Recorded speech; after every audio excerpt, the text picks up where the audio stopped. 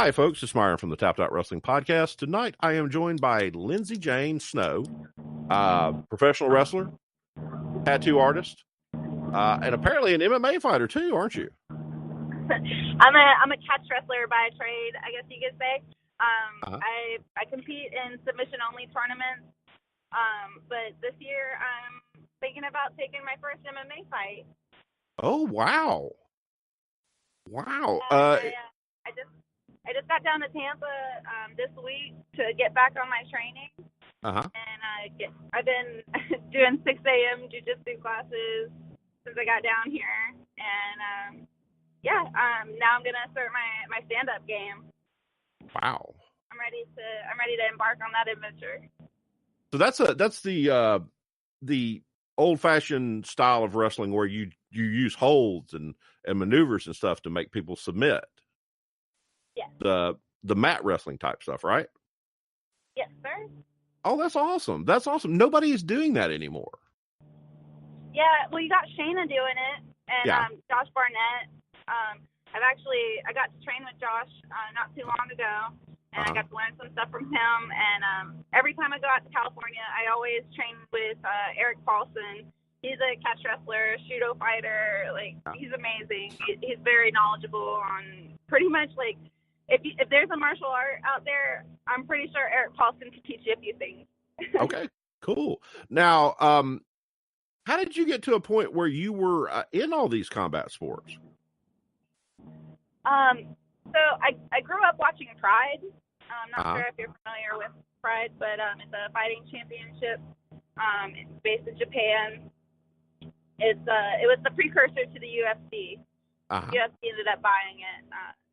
But anyways, I grew up watching Pride, and I was watching, Sakuraba, Fedor, Josh Barnett, all these amazing fighters, and I was watching. There was one commonality, they would always go for submissions. It wasn't always just trying to knock the dude out. There was some kind of chess game based on their grappling, and that always intrigued me. So I came down to Tampa, and when I came down here, there was a really big jiu-jitsu network down here. And I started training jiu-jitsu, and then that opened my eyes, to doing competitions. I did my first jiu-jitsu competition with less than a month of training. I just jumped right into it. I was like, all right, I'm gonna do this. I'm gonna go for it. And then I just started competing, and now I can't stop. Well, I can imagine it's got to be very thrilling to be able to do stuff like that. It's pretty fun. That's cool. That's cool.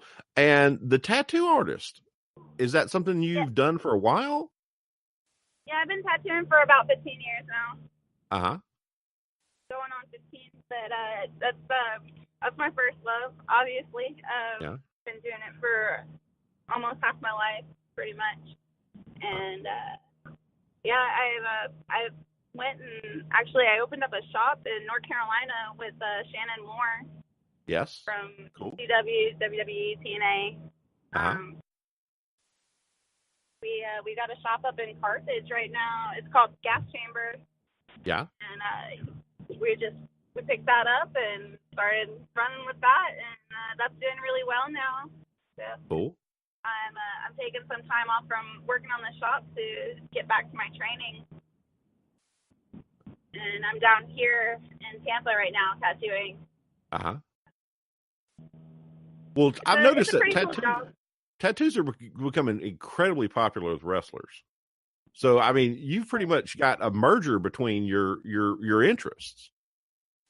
It's pretty awesome that I get to do everything that I love. A lot of people don't get to do one thing that they love all day, and then I'm blessed with being able to wake up and do the things that I love on a daily basis. I'm super thankful for it. But I definitely had to work really hard at my skill and to get to where I'm able to tattoo wrestlers that are, these people that obviously they've got a lot of eyes on them. Like tonight, I tattooed Mercedes Martinez.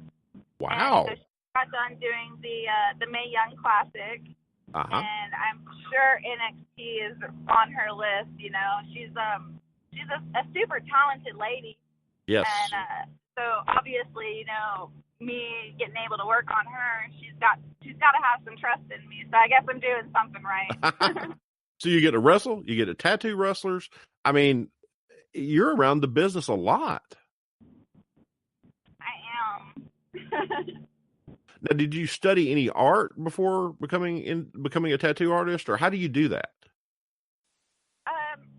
Actually, I went through like a pretty grueling apprenticeship. I worked at a shop for a year and didn't make any money from the shop. You know, just picked up after everybody, cleaned up after everybody. Was there, you know, for as much as I could when I wasn't working my real job, like my other job. You know, like I had to make a paycheck every week still. So when I wasn't at the shop, I was slinging sandwiches. I was making sandwiches at Larry's Giant Sub. Well, cool. So not only can I tattoo and wrestle, I can make a mean sandwich. Seems like you've got it all covered there. Wow. You know, just trying to be the perfect person. I don't know. I'm just kidding. Edit that out later. Yeah. Well, you're doing what makes you happy, and that's the most important thing in life, is doing what you love. Now, I have a couple of tattoos myself. I would have more, but they're expensive. And good tattoos are expensive. Let me rephrase that. Good tattoos are expensive. Good tattoos ain't cheap, and cheap tattoos ain't good. Yes, I have discovered that. Unfortunately, I did not have to get any bad ones, but the ones I got, I paid for, and I'm very proud of what, you know, the money that were put into them. I'm getting really good at cover-ups lately. That's pretty much been what I've been getting to do lately is just a bunch of cover-ups. But I mean, hey, if nobody else wants to do it, I would love to do it for you. Yeah. Now I saw some of your work on your Twitter, and you have a very good talent, and it stands out. What you're able to do stands out. Is that something you developed? You know, did you develop a style, or how does that happen? Oh, for sure. Yeah. When I started tattooing, I drew everything completely different than the style that I've developed over the years, for sure. I feel like anything that you do over time, you develop your own sense of style and your own sense of awareness for what you're doing. And the same goes with wrestling and grappling too. Like, you know, you have your heroes that you look up to, that you emulate, and then you have what you're able to produce as your product, you know? Well, that's cool. That's a good way to look at it. I mean, I can tell you, like, Sakuraba and Vader are my favorite fighters, but I can never fight like them. But I take things from them that I've learned that I like, you know, that work for me. And that's all about tattooing. That's what tattooing is, too. You know, you just take what you've learned from others and what you can emulate and what you can turn into something that is your own. That makes sense. Now, I saw a picture of you in a lucha mask. Do you wrestle the lucha style too? All right. I actually have that mask because I'm a really big Tiger Mask fan, and Satoru Sayama, like I love watching him, and I actually was wearing that in homage to him, and I take it off. I take it off when I wrestle for most of the time. There might be a match or two up there that I'm wearing it the full time. But that's just because I wasn't able to take it off quick enough. Now, your Twitter handle. Oh, yeah. It means strange beast. Yeah. Okay. That's me. Is that like a Godzilla movie thing? It's a reference to Godzilla for sure. because I feel like I'm a strange creature. I'm a strange beast. Like every time that I grapple somebody, they're always like trying to tell me that like I grapple weird or that I do stuff weird because I take from catch wrestling, I take from jiu-jitsu, I take from sambo. You know, everything that I learn, I watch, and I'm pretty much just a sponge. I just constantly am learning. I'm trying to stay learning something new every day. And a lot of people don't live like that, so I kind of felt like I was a little bit of a weirdo. And then, you know, the kaiju thing kind of happened, and I have kaiju tattooed on my knee, like in kanji, like the Japanese letters. Yeah. And I throw a strike in the corner, and I call it my kaiju knee because I hit with my kaiju tattoo. Okay. You strike with the knee that's got the tattoo on it. Yeah. Oh, wow. That's cool. Now, where does this Asian influence come from? You've got a lot of Asian influence, apparently. Just really, I appreciate Japanese culture. I appreciate how they hold honor and respect in everything that they do. I feel like that's a really big part of life that a lot of people miss out on. And I feel like the Japanese culture and their art design, their tattooing design, everything, martial arts, like Japanese jiu-jitsu, all of that. Like I've always been a huge, I guess, Japanophile. Yeah. If you want to go that far. But yeah, I've always had a huge Japanese influence in my life, and it starts from, you know, being young and watching anime, and then, you know, getting a little bit older and then having pride in my life. You know, those are very large parts of my life, so I definitely take from it. It's kind of weird because like I'm like this little Southern girl living in Florida, but like obsessed with Japan and like got this like Southern accent. But well, that's cool. not as weird as you think it is, because we keep having these interviews where we talk to people and they bring up anime stuff. And Nick and me, the guy who started the podcast, we're in our mid-40s from the South, but we don't get the whole Asian, the whole anime thing. But everybody brings it back to Dragon Ball Z. And everybody we talk to that's in this age bracket, I'm not throwing you into a lump group, but they all reference Dragon Ball Z. So we did a show. We're working on a pop culture type show that we're going to run every once in a while. And we had one we tried out about Dragon Ball Z, and the download numbers were amazing on it. We had Benjamin Banks come on with a friend of his, and they talked about Dragon Ball Z for like an hour and a half. And basically, we had to learn this stuff so we know what we were talking about. You know, we had He-Man and we had the Thundercats and G.I. Joe, but we didn't have the Asian anime type show. And it's big in wrestling. I didn't understand that. That is a big deal. Yeah, I didn't watch Dragon Ball Z when I was younger. I only recently started watching that, but I grew up watching like Akira, and then like Vampire Hunter D, and like weird like Van Helsing, like more like vampire style anime, and like more eclectic style stuff, not so much like kids shows that like that you grow up watching, you know what I'm saying? Like it was more like I didn't get into the afternoon, like, oh, I gotta get home and watch that. Like when I was getting home, I was trying to watch Dukes of Hazzard. Yeah. Like that was my show, you know. Yeah. Like, I had to get home, make sure I made it in time for Dukes of Hazzard. Yeah. But you know, like I don't. Just recently learning about Dragon Ball Z, I could see how it would influence like a lot of younger kids that, you know, are growing up watching Uh-huh. it. It's epic. There's constant sagas and battles, and, you know, some battles take like 4 freaking episodes to get over with. Yeah. But Oh, yeah. it's its own entity for sure. Oh, God.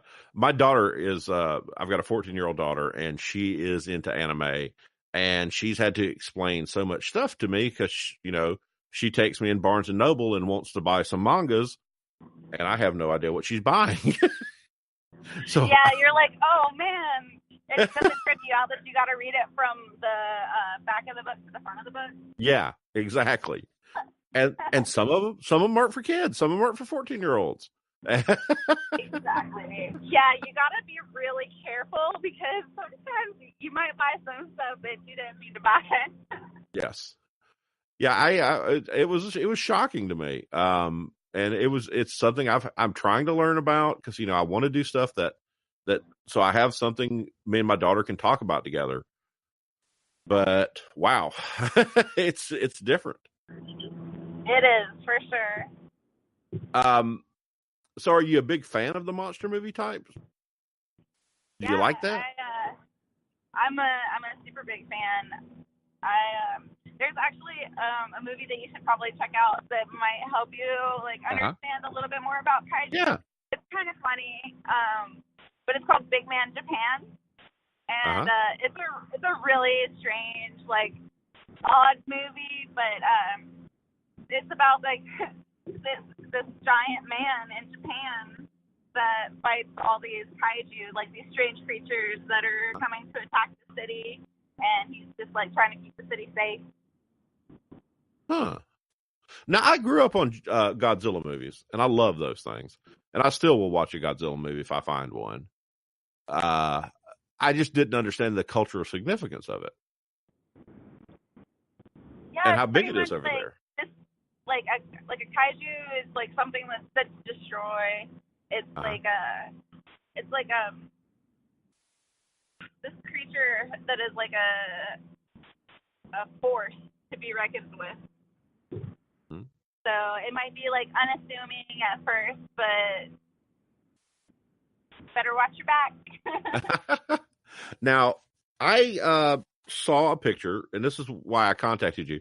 You are wrestling on January 20th at the Full Throttle Pro Wrestling. You have the title belt there, correct? I do. Okay. And you're wrestling someone that's familiar to me, Camilla Kane. Oh, okay, yeah, I am wrestling her. And she's a pretty tough lady. Have you wrestled her before, or have you met her before? Yeah, we've met in the ring before. Oh, cool. Yeah, we've met before. She's doing a lot of stuff right now. I've seen her do like a bunch of stuff in Georgia. Yeah, and, that's where we are. In Central Florida. Uh-huh. Yeah. Yeah. So that's a pretty big match. How long have you had the title? I've held the title. I think this is gonna be my 4th defense. Wow. So, yeah, I've held it for almost like half a year now. I know that I got the title the day after it had been a year since my first match. Okay. So you've only been wrestling professionally a year now? Yeah, a little bit longer than a year. About a year and a half now. And you that was a pretty quick to get a title that fast. Well, when you do what I do in the ring, I guess stuff just happens quickly. So I moved quick. I won my first gold medal after 2 months of competing. After 2 months of training, I mean. In jiu-jitsu? Yep. Oh my God. A gold medal? Yep. And then I started just like taking different I went from, that was beginner, then I went to intermediate, and now I'm competing at expert level. And I won my first NAGA expert it was July 2016, and I'd only been training for like a year and a half jiu-jitsu, and I was competing at Expert, and when I signed up for Expert, they asked me how long I'd been competing for, and I was like, a year and a half, and they're like, well, to do Expert, you're supposed to have been competing for like 5 years, and I was like, well, it's okay, sign me up. And then I heel hooked 2 girls, and I got the belt. The submission that I saw you putting one of those heel locks on someone, and it looked very painful. Yeah, I do that a lot. Oof. Try to take people's legs with me. Leg locks are pretty much my favorite submissions to do. Just leg locks and neck cranks and all the fun stuff. Huh. Wow, that's pretty impressive, because the submission style is not as common as it used to be, because everybody wants to do high spots and everybody wants to do stuff like that, and it's a unique thing you've got now. You've got this unique technique, you've got a unique look. Where do you want to go in the business? I would really like to make it to Japan. Japan, yes, I hear that a lot. That's always been my end goal since I started wrestling. Like, Jay Lethal is my trainer, and I remember like the first day of class, him asking me what I wanted to do, and I told him, I was like, I want to go to Japan, and that's always been my goal since like the first day of training. Since even before I started training pro wrestling, since before I knew I was going to be a pro wrestler, I knew I wanted to wrestle in Japan. Wow. There's been some Japanese talent come over for some shows. Bull Nakano came over and did a show for Rise recently, and they had a bunch of the bigger Japanese talent come over, and I don't understand it. I don't know all the names. What do they call? I can't remember the name they call the women over there. Joshi, yes, that's it. Joshi Legends and stuff like that, and they were referring to him over and over again, and I finally had to say, what does that mean? And it's Female very wrestling. revered there. It's very revered in Japan. A very honorable name for a female wrestler. And that's like one of the higher things you become? Yes. It's a very honorable name. Now, have you been able to meet anyone like that? Have you trained with anyone like that? I haven't gotten to train with any Joshi performers yet. I would love the opportunity to. But I have gotten to train with people like Mercedes Martinez and learn from her. And she's been over there. She's been to Japan quite a few times. And definitely speaking to her a lot today about it was definitely something that pulled on my heartstrings. So I was like, oh man, that's so awesome. You were able to talk shop about two things, tattoos and wrestling. Wow. Oh yeah. Like I said, Japanese wrestling is something I'm trying to learn more about. And I watched that recent Chris Jericho and Kenny Omega promos, and that kind of made me interested in what they've got going on. The match coming up next month on the big show. Yeah, that's going to be pretty awesome. Yeah. I'm pretty excited to. Do you watch New Japan? I do. That's one thing I'm trying to learn about and trying to get into. It's just different, you know. It's much so different. The way that they tell their stories is so much different than the WWE way, you know? Yeah. Oh, yeah. I'm used to the really talking and style. Their action, you know. The way that they carry their people, you know, it's like these are fighters that you want to watch because it's like, okay, this is why, because they're fighting for a legit title for a legit company, you know, like that. you want to see it happen. You know, there's more behind it than just like a soap opera type thing. You know what I'm saying? Like, you actually want to see this fight happen. Well, there's respect and reverence there. Exactly. And we unfortunately don't see much of that in sports entertainment here. I think it's wrestling has lost something. You know, it's not like it used to be. I don't know if it's lost completely. It might just be lacking for a short time. Yeah, I think it'll come back. It'll come. It always does. But it's more entertainment now. That's the thing. History will always repeat itself. Yes. Yep. Now, did Mercedes try to talk you into going to Rise? Working up there? I haven't worked up there yet, but I would like to in the future. Yeah. I'm into opening up my resume for some new and interesting matches, and all those girls up there, I would love a chance to get to hang out with in the ring and learn from, and maybe get to show them a thing or two. You never know who to learn from. They might could learn from you. Yeah. I told Kevin Harvey, I said, man, y'all got to come to Atlanta. Y'all got to come down to the South, because I know there's great female wrestling up there, but there are some awesome talents down here. Just amazing talent.